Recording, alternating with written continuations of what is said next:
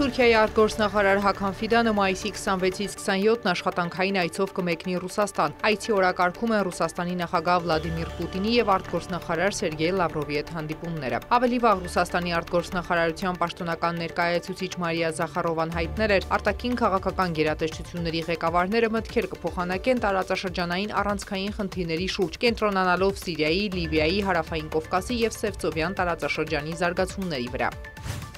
Ռուսաստանն ու Ուկրաինան գերիների նոր փոխանակում են իրականացրել, այդ մասին հայտնել է Ռուսաստանի պաշտպանության նախարարությունը։ Մայիսի 16-ին Ստամբուլում ձեռք բերված ռուս-ուկրաինական պայմանավորվածությունների համաձայն վերադարձվել է եւս 307 ռուս զինծառայող, նշել են գերատեսչությունում, փոխարենն ուկրաինական կողմին է հանձնվել ուկրաինական զինված ուժերի գերեվարված 307 զինծառայող։ Վերադարձած զինվորներն այս պահին գտնվում են Բելարուսում, որտեղ ստանում են անհրաժեշտ հոգեբանական եւ բժշկական օգնություն, այնուհետև նրանք կտեղափոխվեն Ռուսաստան։ Ռուսաստանի պաշտպանության նախարարությունից հավելել են, որ գերիների լայնածավալ փոխանակումը շարունակվելու է։ Ավելի վաղ Ռուսաստան էր վերադարձվել 270 զինվորական, ինչպես նաև 120 քաղաքացիական անձ, այդ թվում քաղաքացիական անձին Կուրսկի շրջանից, որոնք գերեվարվել են Ուկրաինայի զինված ուժերի կողմից։ Փոխարենն ուկրաինական կողմին է փոխանցվել ուկրաինական զինված ուժերի 270 զինվորական եւ 120 խաղաղ բնակիչ։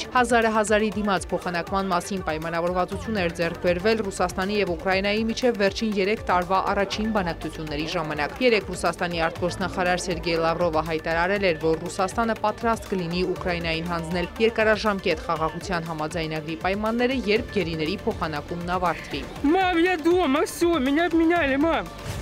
Անցած գիշեր Ուկրաինայի վրա Ռուսաստանի օդային հարվածները բազմաթիվ հրդեհների ու պայթյունների պատճառ են դարձել։ Վնասվել են տներ, մեքենաներ եւ մի շարք ձեռնարկություններ։ Իր առավոտյան ելույթում հայտնել է Ուկրաինայի նախագահ Վոլոդիմիր Զելենսկին։ Նա հավելել է, որ ընդհանուր առմամբ գիշերը ծանր է եղել ամբողջ Ուկրաինայի համար 250 գրոհային անօդաչու թռչող սարքեր, որոնց մեծ մասը Զելենսկու համոզմամբ եղել է իրանական շահեդ 14 բալիստիկ հրթիռ։ Նշվում է նաև, որ Կիևի մարզի Բրովարի շրջանում ռուսական անօդաչու թռչող սարքի հարձակման հետևանքով տուժել է 54-ամյա մի տղամարդ եւ 50-ամյա մի կին։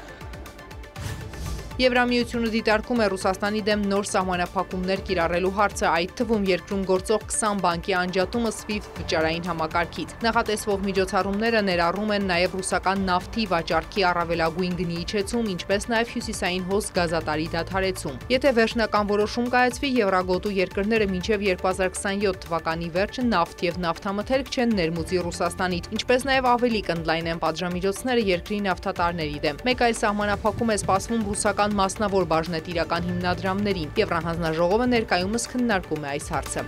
Մերի Ներսիսյան, լուրեր։